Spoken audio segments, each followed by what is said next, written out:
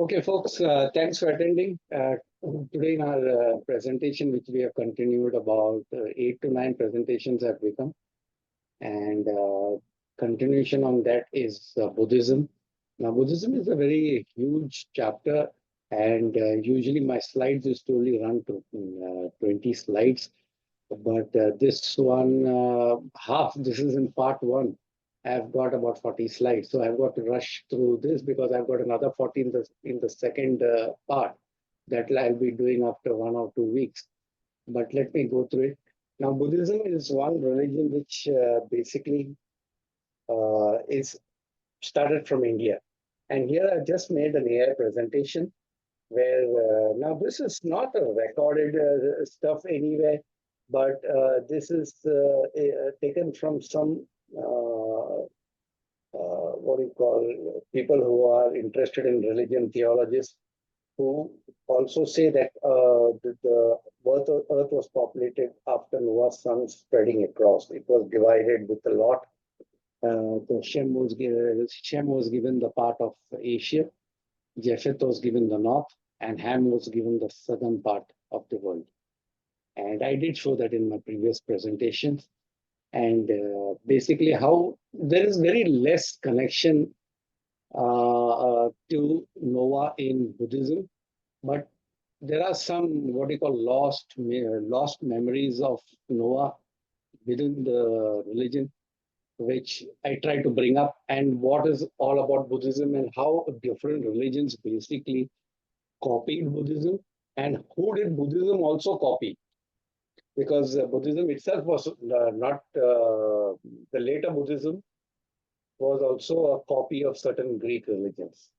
And I just want to start on this. Here is the first page, which I am showing Noah's sons, Ham and Shem. Basically, Ham and Shem, there are records in the southern Tamil scriptures, which are known as the Sangam poetry. I don't know if anyone has heard about the Sangam poetry. They're the oldest literature in the south. There we have two characters called Kaman and Saman. Basically, Kaman is Ham. Ham was, like I said before, Ham was known as Kam, and which later on became Kamadeva. And Saman is the memory of Shem. Now, this doesn't mean that Shem might have visited India. Shem's grandsons and great grandsons may have populated India through the Mohenjo-daro area and all that.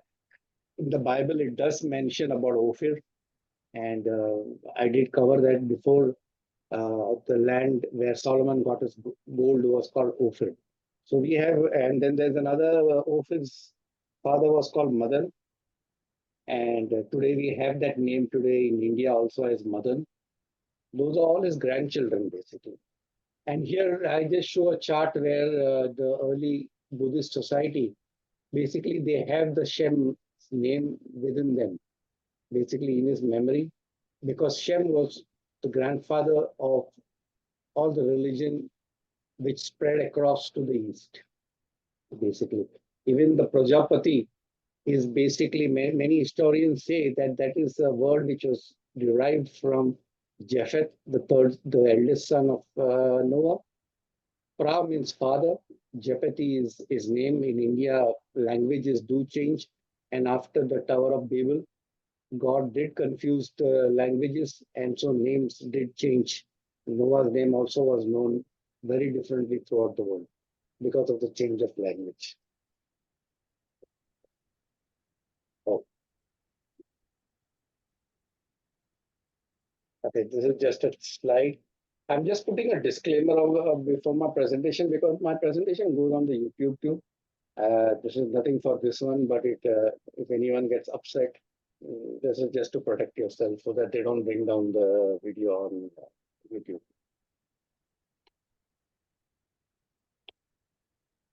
Today's curriculum is we have the discussion on who are the shamans and the Brahmans. They were also known as Bami in Pali language. Pali is the oldest language in India.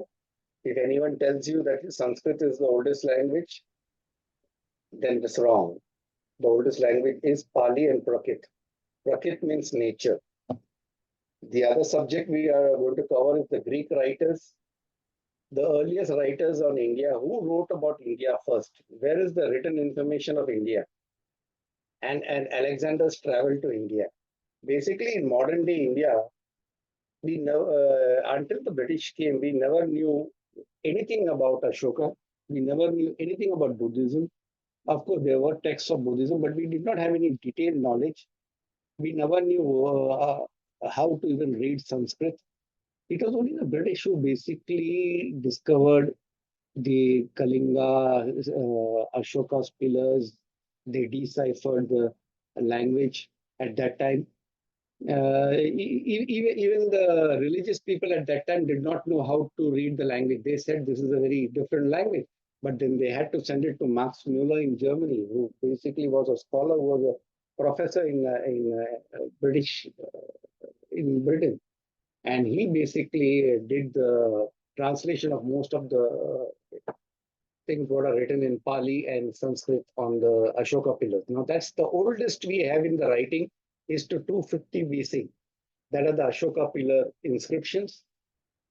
Other than that, we have nothing written down as a proof in India for anything, nor the Vedic scriptures, nor the Vedas, and I'll come to that Vedas later on. But we have nothing in writing before the 250 to 300. We have some in Tamil Nadu, written in the Brahmi script. That also is not written in Pali, it is written in Brahmi. And those are the verses of the Sangam poetry. Then we have the Greek gods' influences on Buddhism, the different types of Buddhism. Now, there's a big difference between what Buddha preached and later on what his followers made the religion into. You'll realize that Buddha was talking about something else. His religion became totally different by the time it became 1,000 years. The manuscripts and the councils. Buddhism also had a council where they had to, what do you call, codify their books. Like in Christianity, the Nicaea Agreement in 321 to 410, we had multiple what we call councils, which was done during the time of Constantinople and different other kings too. And that's how we codified our Bible basically.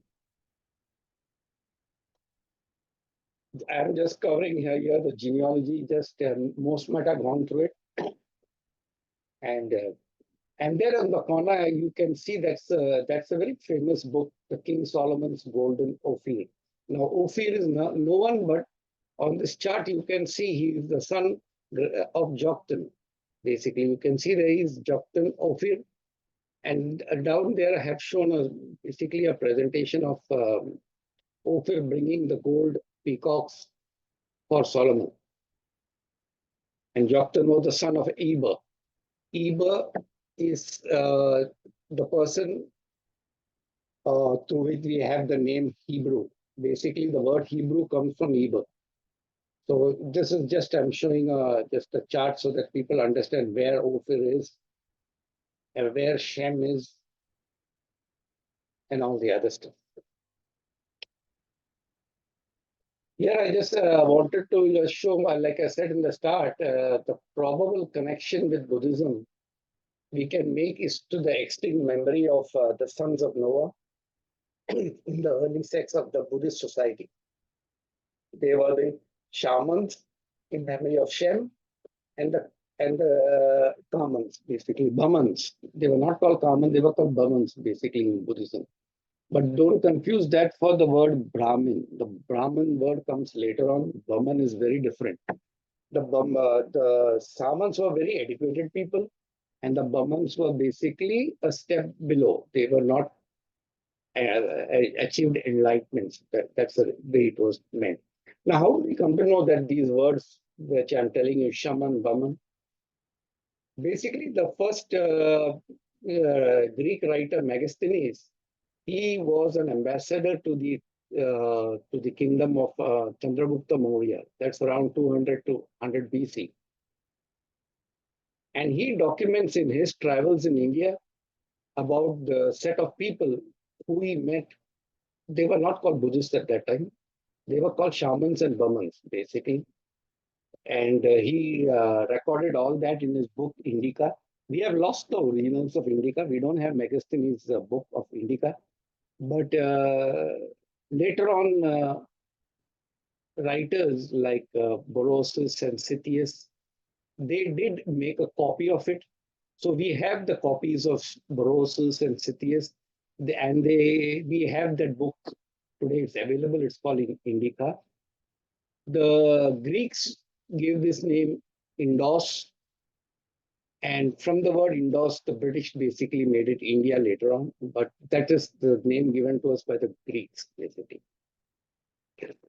And like I said, in the south, we have the Sangam poetry, which also mentions Kaman and Saman. And I did cover, if you look at my presentations, there is a festival in Tamil Nadu called Kaman Kuttu. There's a famous Malayalam movie, Manasa Ulsavam. He was also known as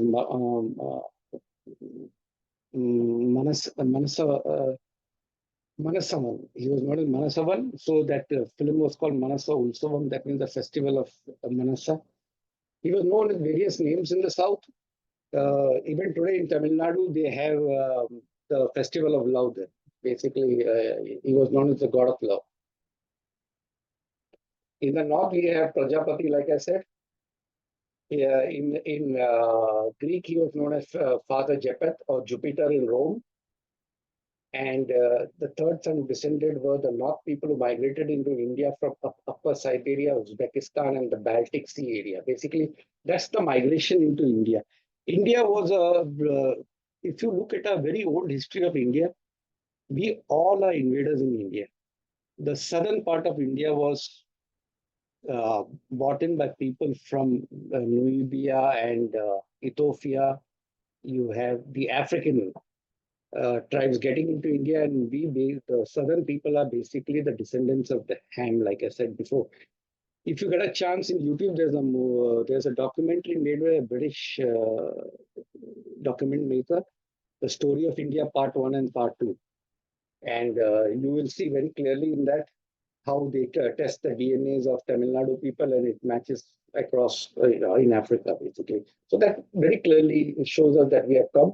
And the northern part of India was invaded by a lot of people. The Huns came in, the Jews came in, the Greeks came in, the Kushans came in. Now, the Kushans were not Indians; they were all from Bactria. The Mongols came very later on, but there was a lot of invasion, and that's how we have got a lot of culture on the north side, and people are fairer on the north side. People were darker on the south side. Today it's all a cocktail. People have got all mixed up, and there are fair people everywhere. But that was the mixture of how people mixed up that time.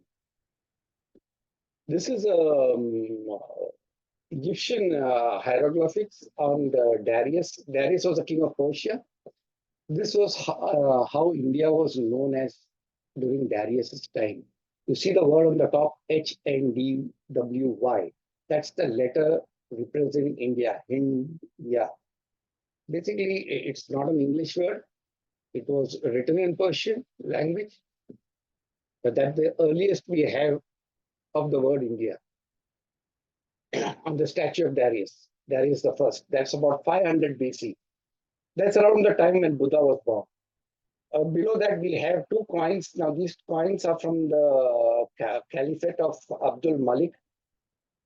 Many of you may not know who's Abdul Malik, but he is the one who built the Dome of the Rock in the Jerusalem. That pretty dome which the Muslims do their prayer. That basically was the place where Abraham went to sacrifice Isaac. On top of that, the dome was built. There's a different story on that. We'll cover that when we get to the subject of Islam. So Abdul Malik prints these coins on 715 to 770. And the first portion of the Kalimat al-Tawhid, he writes, La ilaha illallah, la wahuda, la sharifullah. That means there is no God except Allah, and there's no partner to him in 3 lines. This is the first time they mention the word India. Now, why do I show these coins here? Because Abdul Malik had a governor of Iraq. His name was Al-Hajjaj. Al-Hajjaj's son-in-law was Muhammad bin Qasim. Muhammad bin Qasim attacks Sindh in 720 AD. That was the first Mughal invasion into India, and that's how India was taken over. So there, in his coins, he mentions India as Al-Hind. You can see there Al-Hind. So he mentioned Al-Hind. That's the first time it was mentioned. Now, regarding the Saman and the Bamans, like I said, this is a possibility that the word Saman is a forgotten memory of Shem. And Saman traditions were two, the Buddhist people had two people. This is what Megasthenes mentioned when he came here. They were the followers of the Buddha's middle path. Even the Jain people, followers of Mahavira. Now there's a confusion whether the Jains copied the Buddhists or the Buddhists copied the Jains, because both Mahavira was about 100 years before Buddha. He was born before. So there's always a debate as to who copied whom, because they too have 17 Tirthankaras, and Buddhists also have 27 Buddhas before Gautam Buddha. And we have the Ajivika monks. Basically, they are dressed in simple clothes or they're completely nude. Now, Buddhist people never roam nude except for Jains. So there is a overlapping of this religion at that time when they. And the Brahman tradition, basically, they were a part of Buddhism, but they were of a lower level. The Samans were supposed to be educated and enlightened monks. They were not the Brahmins we have today. This name was later adapted by invading Aryans, who later on became the start of the Vedic religion. And it will be very interesting to know who these Brahmins were. And I don't want to open the suspense now, but when we get to the chapter of, next presentation on Vedic religion, I will clearly mention to you who basically these Brahmins or the Brahmins were.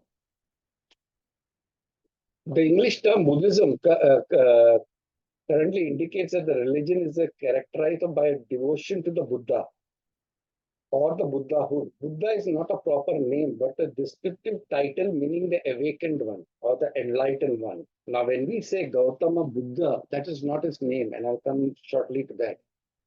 As Buddha is a title, it should not be used as a name. For its early times, Buddhism tradition has populated other Buddhas who have lived on this earth in distant past. Now, according to Buddhism, there were 27 Buddhas. And Gautama Buddha was the last Buddha, 27th one. And we have 7 Buddhas whose names are mentioned on the Ashoka pillar.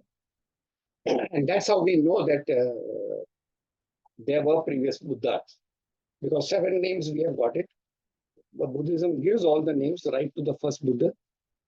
But if you look at the chart and put the timelines on them, the first Buddha also goes back to the time which clashes with, not clashes, it ties with the timeline of when Shem and his sons lived, basically.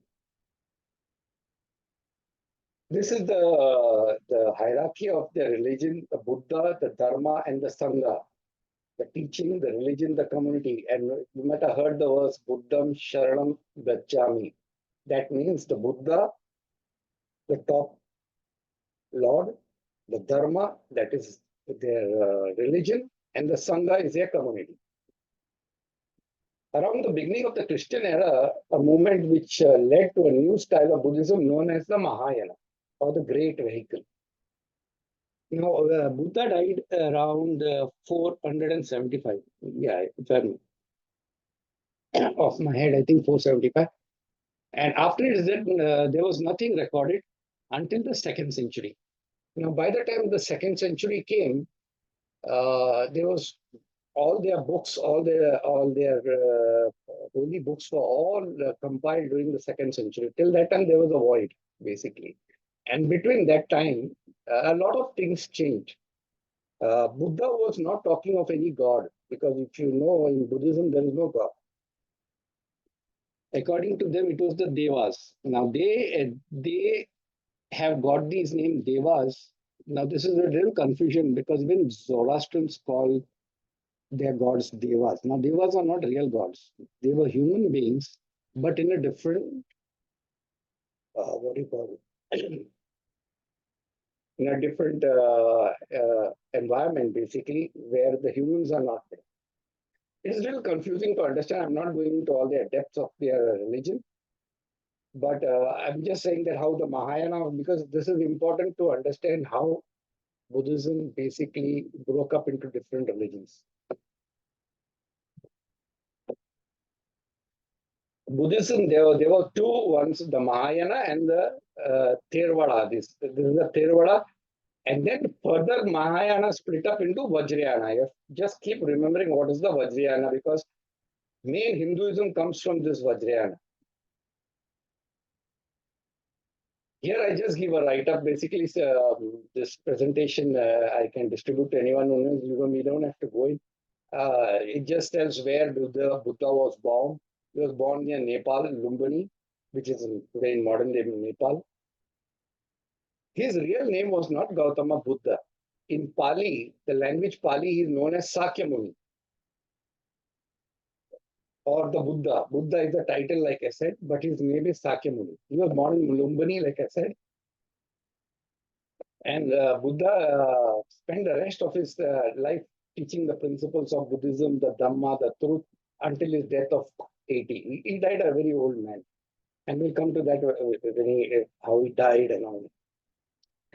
But he's not a god or a deity, nor did he ever claim to be one.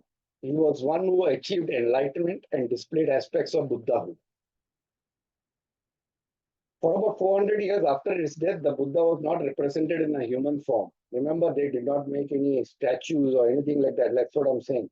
He was represented by various symbols. The most important symbol Buddha was represented by was the lotus.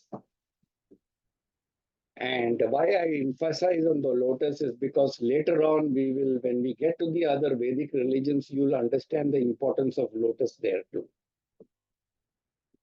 including the four symbols. It means a lotus at birth, the Bodhi tree, and the Dhamma. Now, in my previous presentation also, I said that many religions give importance to the tree.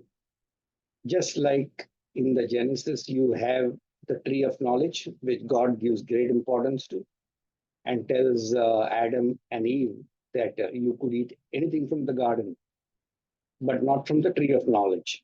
So that concept of the tree is there in many religions, though many have forgotten the meaning, the name of the God. That is because if we go by the Bible, during the construction of the Tower of Babel, God distributes man by language. And that created the confusion of the story when it spread from one area to another, basically. So but they had a fair idea uh, of the origin story, what do you call the Genesis story? We call it the Genesis story. But in those days, it was different. And there is also like when you go to the religion in China, you'll realize that their Chinese alphabets are also very have the story of the flood, and we'll go there later on too. Buddhism also has seven heavens. I don't know if everyone knows that our Old Testament talks of the seven heavens, and here too they talk of the seven heavens, and they have the 33 gods in heaven. Basically, they're not gods; they're devas. And here you will come to know the word 33, how important it is. You must have heard Hindus saying the 30 crore gods, 33 crore gods. It is not 33 crores. The word Kodi, they mistook it for in Pali to crore. It is 33 gods because this 33 number is very important in many religions, as I showed you before.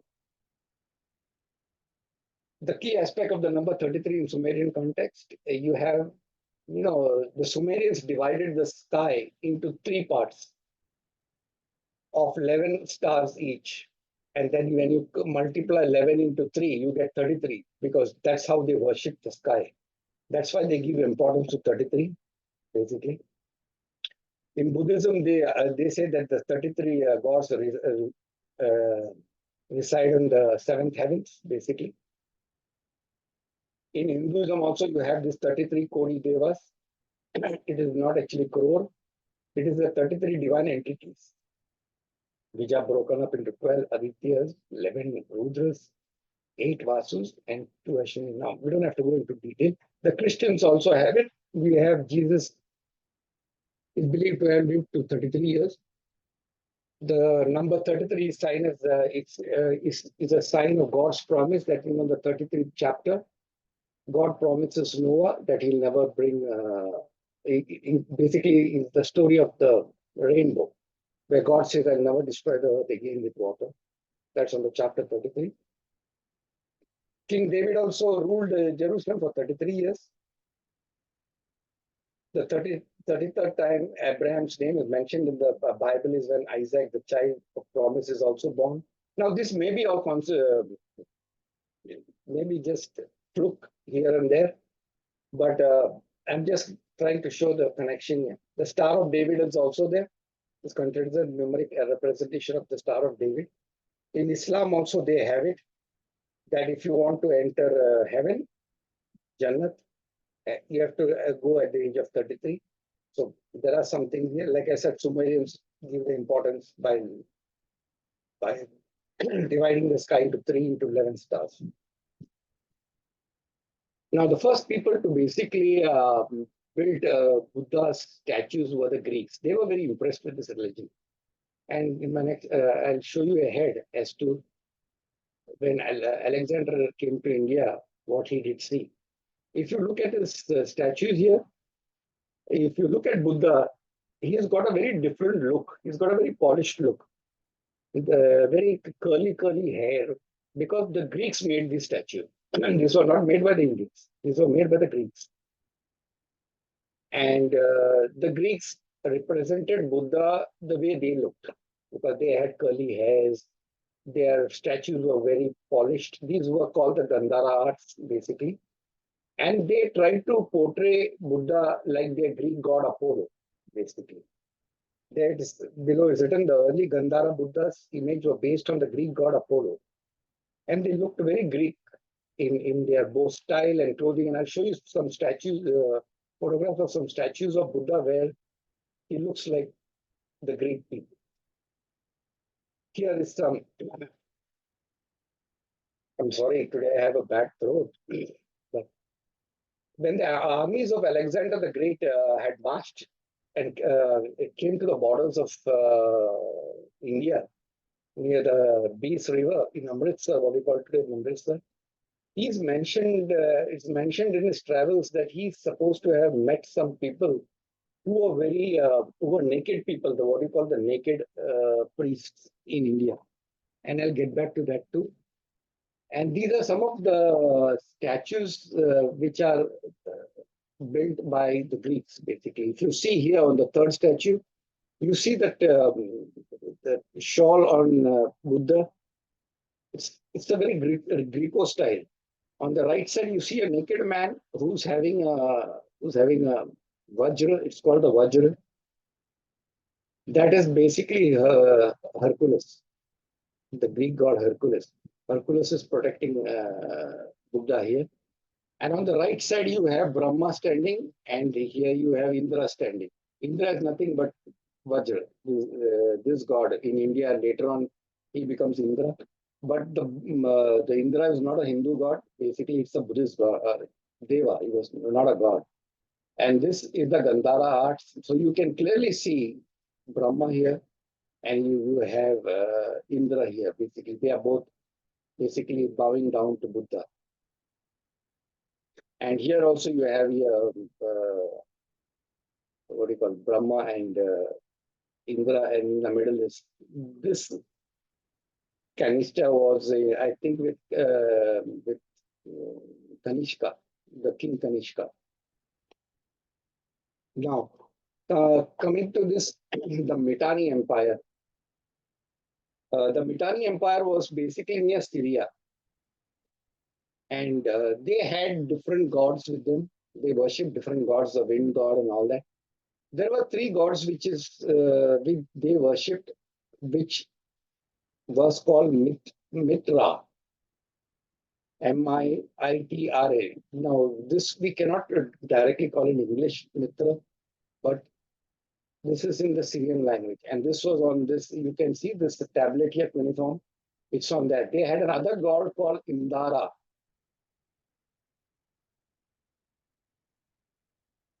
Now, these gods basically, the second text is Manual of Charity by Mitani named Kikuli. This is the Kikuli inscriptions basically.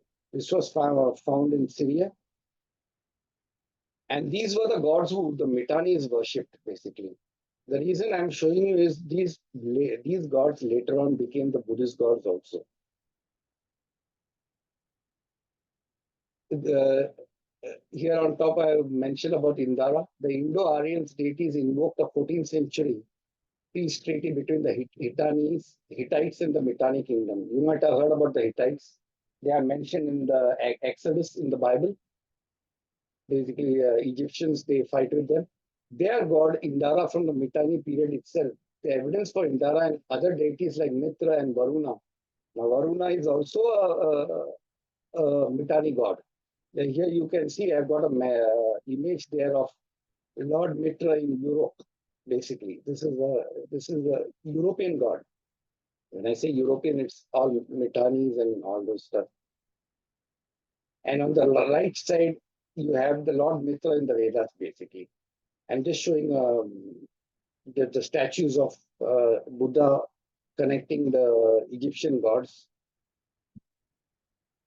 Here we have another one. Here you have Hercules, that is Zeus. So here you can basically just compare how after Buddha dying in 200 BC, when the Greeks come over, basically this religion gets a twist with the Greek gods. They are basically copying. You see Dionysus here with Buddha. Now, most of you might have remembered how my story about how Dionysus with Semiramis invades India. Dionysus was the son of Hammon, and he comes following to kill Ham in India. So here you see Buddha standing with Dionysus, basically. Dionysus is called the god of wine, basically. And I've showed you all the statues of Brahma and Indra with Buddha. Yes, Hercules. Now, this statue is there in the Louvre Museum in France. This naked man standing is actually Hercules. And I will cover it later on in my Vedic as to how Hercules' story becomes Krishna in India. You see him shown as a dark man. And this is the story basically which they have copied in the Bhagavad Gita as Krishna. Basically, and of course, it's a copy from two other places also. Hercules is oh, I can't see the top. The person who oh yeah. So, according to the Bible, the ancestors of the Egyptians were Mizraim. I told before that Mizraim was the son of Ham. He's the one who established Egypt. It's written in the Bible too. The son of Ham and the grandson of Noah. Mizraim is the original Hebrew name for Egypt. Egypt is frequently referred to as the land of Ham in scriptures. And in India, it was called Misr. Misr was called Egypt. And you have people who were descendants from Misr as Mishras, basically. Some of them may not know it, but they were the old people who came in from Egypt. That's how you get the sun worship, what we call the Surya Vanshi. And I did cover that as in the Surya Vanshi as to from where they came. Here, there's another copy of the Buddhism. Now, you see here the Greek god Poseidon. He was the god of the sea. And on the right side, you see that's not a Vedic or a Hindu statue. That's a Buddhist statue. This is a Bodhisattva. And I'll have to explain to you what is a Bodhisattva. You'll see it later on. Bodhisattva is not Buddha, but it is one step below Buddha. You see him holding the Trishul. This Trishul was basically not an Indian weapon. It basically is a Greek weapon. It's a weapon of Poseidon. And the sign of the Trishul is copied here in the first picture, later on becomes a symbol of Buddhism. And I'll show you ahead. I've just given some pictures below so that you can make a connection. You have Poseidon, you have Shiva, you have the Greek sea god. Like I said, there are three types of arts which they created: the Gandhara art, the Mathura art, and the Amravati art. Most of the picture which I showed you, Gandhara art is with the Greco-Roman influence, very grayish, greenish tones. The Mathura art was all reddish tones. They gave a little Indian look to it. Buddha was very different in the Mathura arts. And then you have the Amravati arts. These are the three places where the stones of Buddhism, they started doing, creating stone idols, basically. And the word Mathura also comes from Buddhism. Mathura is not a Hindu location. The word Mat means the place where Buddhist monks used to meet. Mat. That's why even today you have the Mat Brahmins. So it is a Buddhist origin. Now, the earliest writers who wrote about India, like I mentioned, Setius, he took Megasthenes' book, whatever writings were there, and he made Indica. Megasthenes, of course, he visits India. He was ambassador during the Mauryan court of Chandragupta Maurya. Most of our information which we get of ancient India comes from Megasthenes. And Megasthenes did a lot of, he stayed for about 14 years here, and he wrote a lot about India.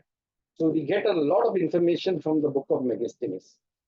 Berosus also writes about India, but he writes about ancient India even before Buddha. That is, he writes the story of Dionysus and Semiramis and all that. You have another writer called Arian. Arian basically came with Alexander when he came to India. So he had a lot of first-hand information of Alexander, what he did and all that. So he writes a lot about Alexander, and this is where we get most of the information of Alexander. In India, we had no information about them. And I just mentioned some more here. Said Cyrillus, he writes about Semiramis, Dianica. That's the book on Dionysus. And Strabo. Strabo also wrote about India. There were few writers who wrote about India. And on the right side, I show a picture. It's a very good book if you want to read about it. Sithius on India. Basically, he writes about the people with no head, who basically had their head in their chest. I don't know how far it is true, but he said they were a set of what do you call a dog men. You see on the right side, there was a man with a dog head. Sithius writes that in those islands of Greek, there were people living who had dog heads and who had their head basically buried in their chest. How far this is true, I don't know, but there are a lot of stories about all this. Now you have to the Jain tradition. Mentions Bharatavarsha. The word Bharatavarsha comes from the Jain holy books. Doesn't come from the Hindu books. Basically, they call Bharata because Bharata is the son, according to Jainism, of Rishabhadeva. Rishabhadeva is nothing but Noah, and his eldest son is called Bharata. That's how the Jains. You on the right side, you see the Jains picture. You have the 7 sages. If you count with Rishabhadeva, it is 8. That is, 8 is the people on the ark, basically. You see on the left side is the Hindu story of Manu, the 7 sages, and with the king, basically Kashyapa. So that is, you are having the 8 people on the boat. And below you, this is an inscription in India called the Hathi Gumfa Jain inscription. This is the oldest 2nd century script. Now, this was written in Pali, in Prakrit, with the Brahmi script. It's in Odisha. If you get a chance, you must visit it, the Udayanagari caves. It mentions about the Jain's first Bharatavarsha. This is the first time anywhere you have a proof of the name Bharata.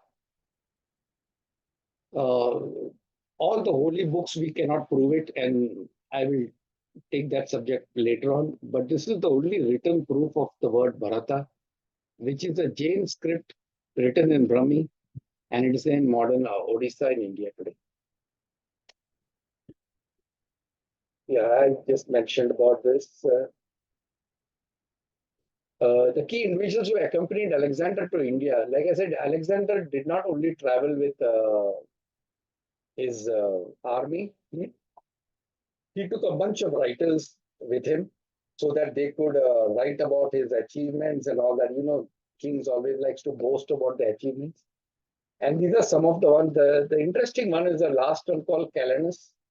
Calanus is an Indian sage. They were called a gymnophist from Taxila.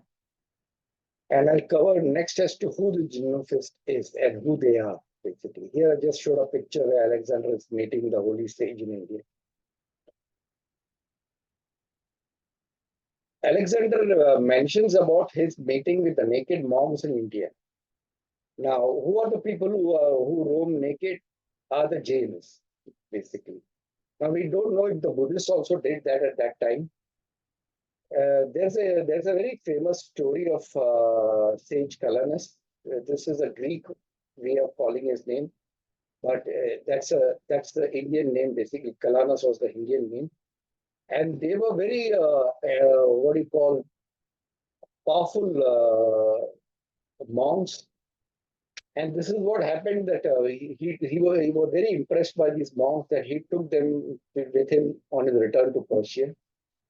And on his return, Calanus falls sick and he sits in an open fire and gives his life by only chanting prayers. Alexander was so impressed by him that the monk would not get any pain sitting in the fire just because he meditated. So it was very impressive for Alexander to see these things of India. That's what India was so magical at that time to the invaders. And it was so full of surprises that Alexander's army was frightened to go ahead. They told Alexander, we will not go ahead in this land, which is so full of surprises. There were magicians, there are stories of Alexander meeting a huge snake which represented like a dinosaur at that time. There's a story, but I'm not going into that story. But this is what he encountered when he came here. Alexander takes him back and he dies in Persia. Like I said, he sits on a wooden pyre of fire and he gives his life. Here I mentions about Megasthenes. And then later on in the fourth century, fifth century, and seventh century, we get all the information of what happened in India from these three Chinese writers. They were Fan Han, Hunsang, Fan, Hunsang, and Itzing. These were the three main Buddhist writers who wrote a lot about India. And if you want to know about Vedic India, there was no Vedic India, but that's how we have to pronounce it. Their writings were the main writings. Here I give a little information of Fayan, how he came into India. He comes during the period of Chandragupta II, and he gathered all the Buddhist texts from India. He studied in India in Takshila for about 7 to 8 years, I presume. I'll have to look at it also. And then he goes back with all these books, and that's how Buddhism went via the Silk Road back to China.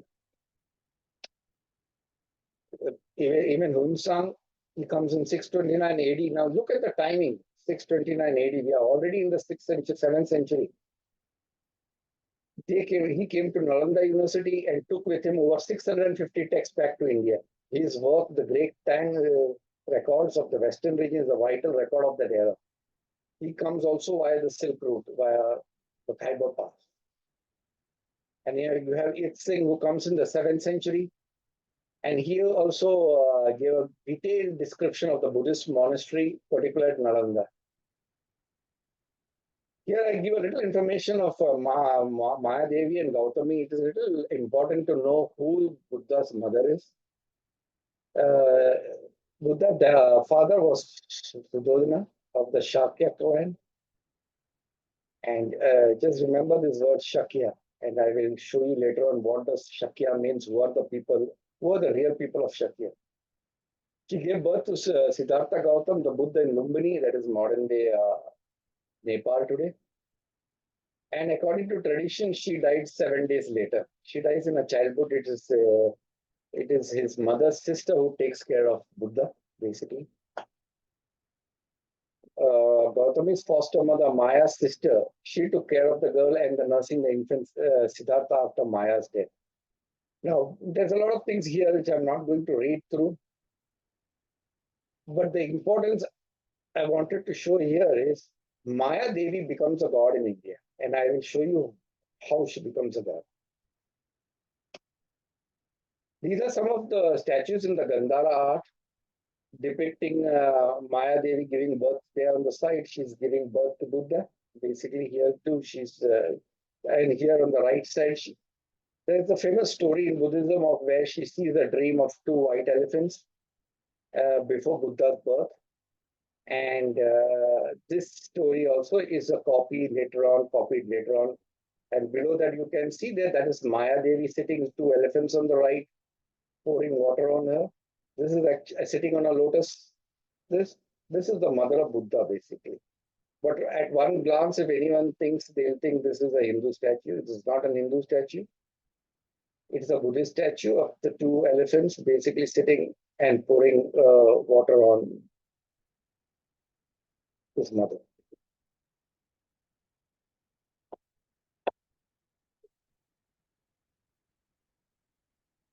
Okay, here I show some more how the Maya Devi statue, basically on the left side, you see that's a Tibetan statue of Maya Devi. On the center, you have which are the photograph which I showed you, and the below is the photograph. This painting below and on the right is basically of Lakshmi, which they worship during Diwali. And I'll go into detail when we cover the Vedic religion. But this painting was done by Raja Ravi Verma. There were no Hindu god pictures before 1907. None. No picture of Shiva, no picture of Brahma, nothing in India. It was all done after 1907. Raja Ravi Verma in Kerala, and he was basically a painter in the court of the Raja of Travancore. He used to visit the Buddhist temples, look at the statues, and he copied these pictures. And in those days, you wouldn't get any model to sit for the painting. So he used to use prostitutes in those days to sit for the statue, for the painting. And that's how he created these pictures, basically. And it is well documented in the works of Raja Ravi Verma. I'm not telling this from my own. He did use prostitutes to model for these pictures. Now, on the top, you see the word Buddhe. In Pali, it is called Buddhe, Shaka Muni. That is the name of Buddha. This is the inscription in Brahmi script on the pillar of Ashoka. I've just taken a close-up picture of it. And Pali goes from right to left. It is not like the English one from left to right. It goes from right to left. It is written Buddhe Shaka Muni in Brahmi script on the pillars of Ashoka. And below that, I have showed a photograph of Buddha with the 27 Buddhas. You can see all the 27 Buddhas. In the middle is the Gautam Buddha. But like I said before, on the Ashoka Pulla, which we have in Orissa, we have the 7 Buddhas shown by Ashoka here. At Sanchi, you have them all inscribed here. And the first Buddha is called Tahankara Buddha. He is the first of the 27 Buddha who preceded the historical Buddha. And here we have the tree of enlightenment. Like I say, every religion has this tree. It is very ironical that the genesis story of the tree repeats in many religions. Now, this is a very interesting slide of this. Here on the left, does anyone know who's this? This is a statue from Japan. Does anyone anyone seen this picture of this Buddha or Bodhisattva? He's not Buddha, he's Bodhisattva. Has anyone got a chance to see this? This is actually Rahul. Rahul is Buddha's son. And here he is opening up his chest to show his love for his dad or the master Buddha by tearing his heart and saying, "My heart is filled with Buddha." This statue in India was totally destroyed.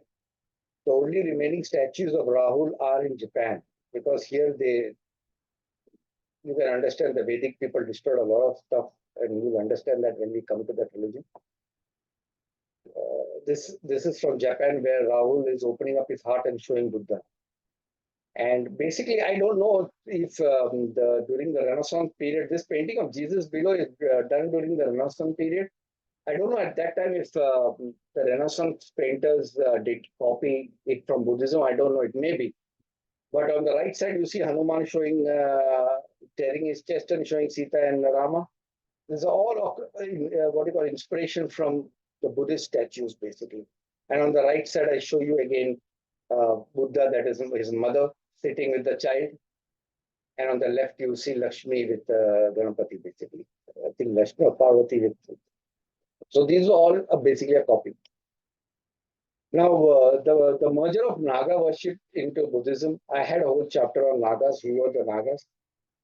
And here I just show how Nagas were shown as the protectors of Buddha. Basically, you have many of these Gandha sculptures where Buddha is protected by the seven Nagas. And I did show you, if anyone wants to, it's on the YouTube channel, as to who the Naga gods were. When did they rule? They ruled during 100 BC to about 200 AD.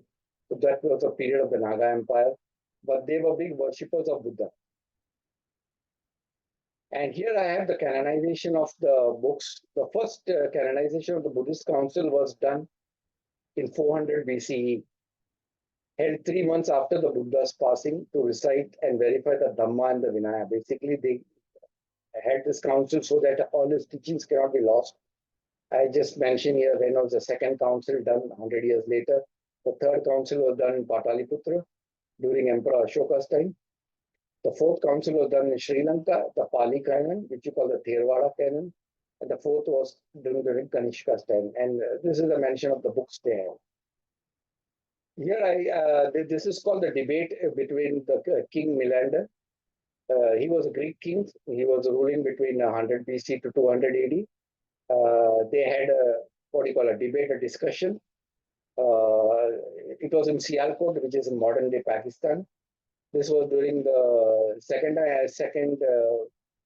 canon, and the only I write here, the only Pali canon we have in India during the British time was the Manjushri Sutta, which was found in Kerala. Basically, we had no Buddhist books before the Buddhists coming, because all those books were stolen and destroyed.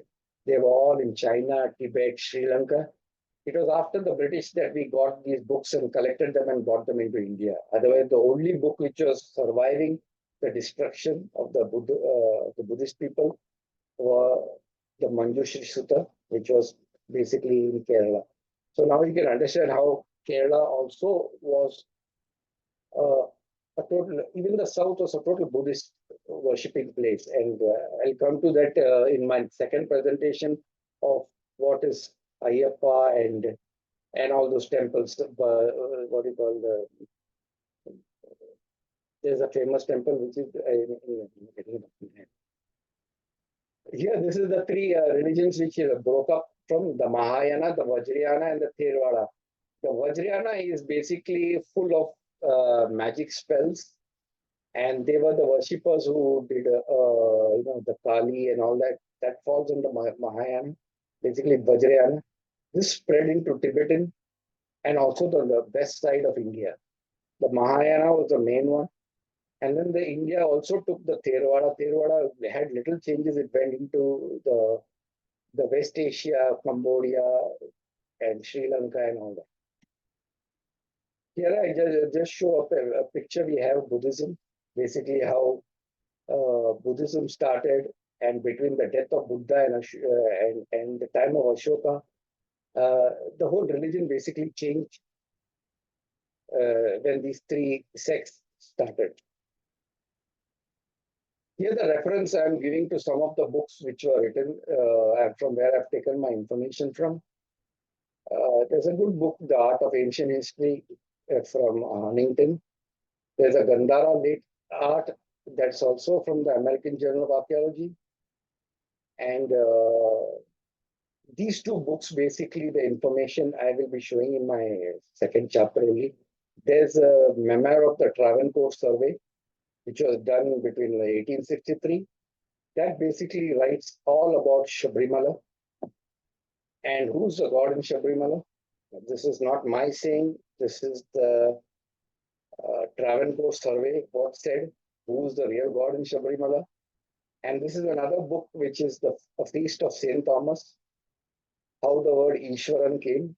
The word Ishwar basically comes from the first century Christians in Kerala.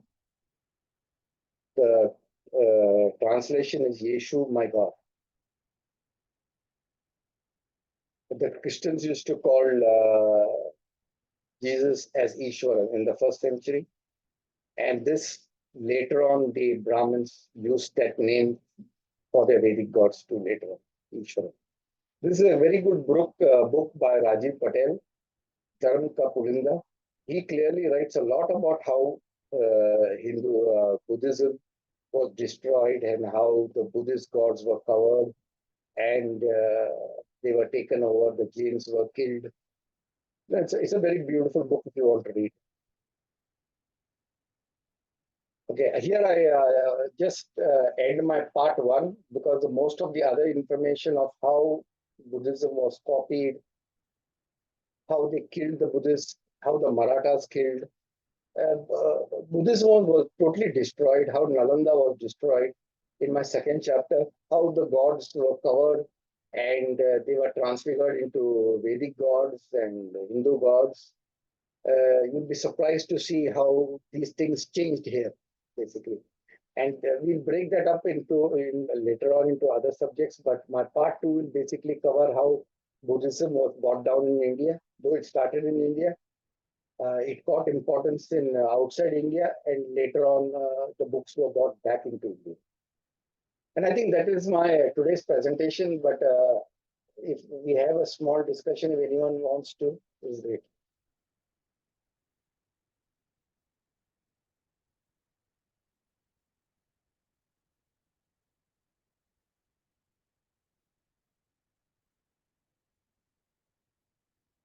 Yeah, Anthony, you had anything? I'm sure you had some. No, Glad you I want to stop recording?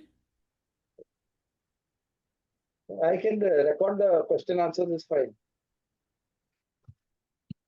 I'm amazed at the volume of information you have gathered and put together, to the extent that we see there is a connection, but to understand that it will need a lot more introspection as well as breaking down so that it can be easily assimilated.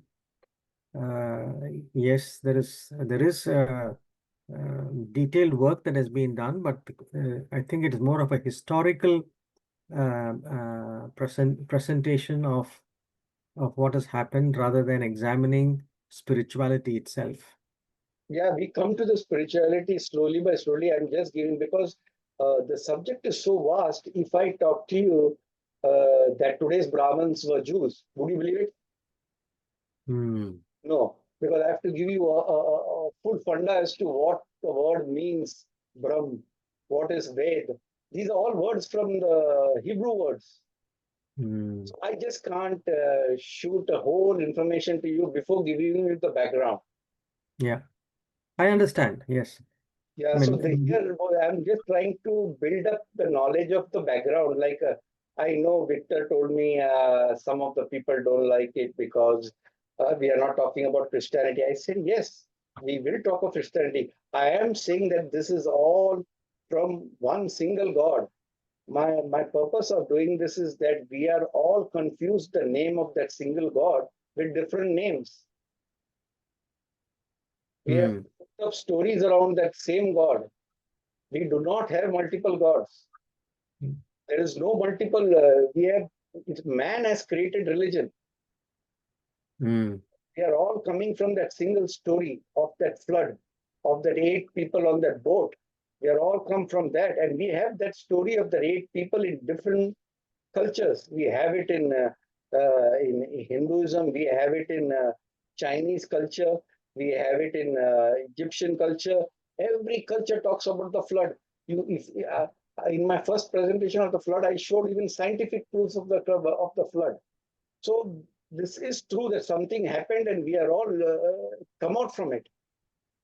But there is a lot of discussion in India when you talk, they say no, the people took, now since the whole, it's all everywhere that most of the things were copied from west to east. But the Indians don't like it. They say, of course, I'm also Indian, sorry about that. But many people who debate this say that no, it's gone from east to west. Nothing has gone from east to west. Everything came from west to east. We have also seen in history that invaders came from west to east. India never attacked any country. India never went out of India because we were a broken up country. We had multiple kings. We were not a united kingdom. Even Ashoka did not rule the whole of India. The southern part of India at Ashoka's time were ruled by Cheras and Cholas and all that.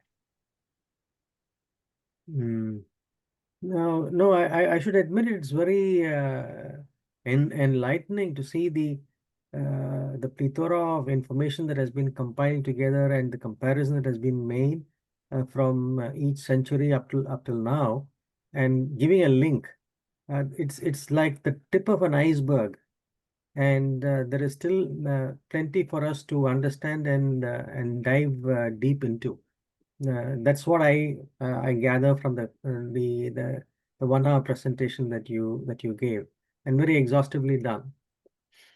Yeah, and to that question from Victor, I am sure planning to cover our Bible stories. Of course, Bible stories everyone know, but there is a lot of depth to it.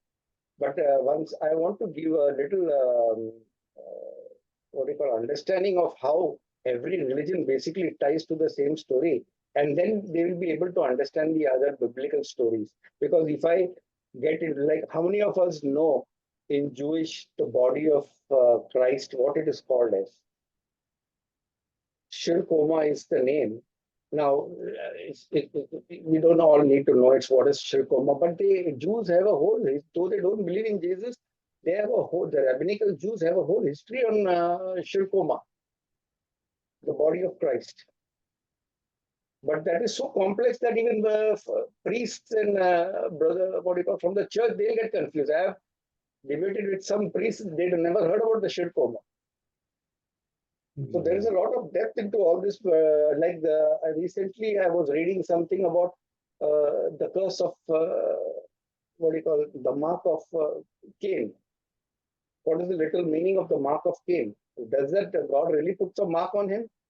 But Jews have the mark. They call themselves the chosen people of God. They have the mark of Cain on their head. That is on the right side of their forehead. They will grow like a chutti, like a hair. If you see the rabbinic Jews, they have a hair on the right side. That was copied by the Brahmins and putting the hair on the middle of the head. That's the mark that you are the chosen people of God. That's why Brahmins also say we are the chosen people of God. The tribe of Levi during Moses' time was the only tribe who was allowed to go near the tabernacle. The same thing, the Brahmins, they were the only people who could do the puja, who could talk to Brahman. So there's a lot of connection. We'll get to that later on. I think if anyone else has anything else, other we can wrap this up.